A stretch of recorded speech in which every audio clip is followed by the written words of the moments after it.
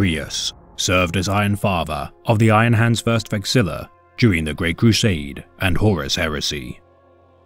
As Lord of Khaderan and Solar Emissary of the Gorgon, Crius would serve the Iron Tenth for 2 centuries before his secondment to the Throne World.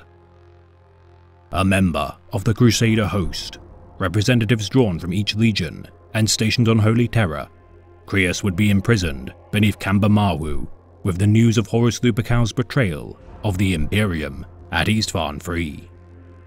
Isolated for many months, Crius would be relocated to the void ship Oathbound and be interrogated by the Templars of the Imperial Fists, Boreas and Sigismund. Informed of the death of his Primarch, Ferrus Manus, more than 200 days following his execution upon the Urgal Depression of Isstvan V, the Imperial Fist Primarch Rogel Dawn would task the Forgotten Iron Father with a mission to unite the fragments of his legion to aid in the defense of Terra. Released from his shackles, Crius would be dispatched alongside Boreas to locate and recruit the shattered remnants of the 10th Legion to the Loyalist cause. Venturing across the stars within the Oathbound, the shipmaster, Castera, would receive a transmission of an image of a mountain icon known to the Iron Tenth as Ignorak. Answering the summons of his kin, Crius would traverse to the location of the vast void ship, Thetis. Embarking upon the vessel of onyx and iron, Boreas and Crius would meet with the 12 Iron Hands Astartes within.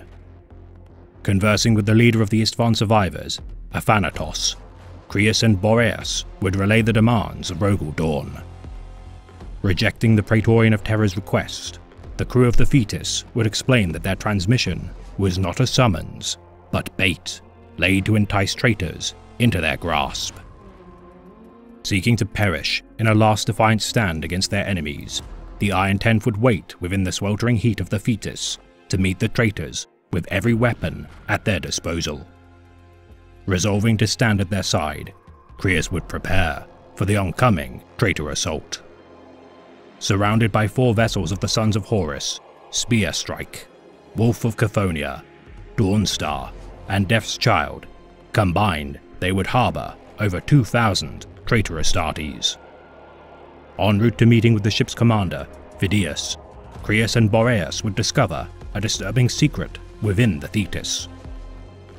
Within a former weapons cache, configured to act as a hibernation pod, the freezing temperatures would harbour an army of revenants. Athanatos stood within a tomb of ice as Crius realized that his kin were in fact all deceased. Resurrected by Phidias, using the Keys of Hell, a relic of Old Night from the 10th Legion's past techno-heresies. Disgusted at Athanatos' abominable existence, Boreas would mortally injure both Iron Hands, yet be knocked unconscious by Crius in the struggle. Watching Athanatos finally embrace the endless sleep, Crius would release the undead Astartes from their tombs before collapsing from his own wounds. Aided by the Oathbound, the tide of battle would turn as the Voidcraft of the 7th sent the Sons of Horus into disarray. The Oathbound would be destroyed by the Spear Strike as both vessels split each other apart with their broadsides. Swarming the remaining ships, the Wolf of Chthoniya and Death's Child, waves of the undead Iron Tenth would board the Sons of Horus vessels and cleanse a path with unfeeling tides of destruction. Victorious, Phidias would awaken Crius, now reborn alike to his revenant kin. Sending Boreas to Terra in chains via a Storm Eagle piloted by servitors, the Iron Father would give Boreas one final message to transmit should the dead of Isstvan be needed to defend the Imperium. The keyword to bring them to bear being Waken. Leading his army of undead Astartes into the fray once more, Crius would recall the words once spoken to him by his Primarch. The machine is strong, and logic can lay open any realm of understanding. But without the hands and minds of the living, they are nothing. We live and bend iron to our will, but iron can break. Machines fail, and logic can become corrupted. Life is the only true machine. Cut too much away, and we lose ourselves. Remember that, Crius.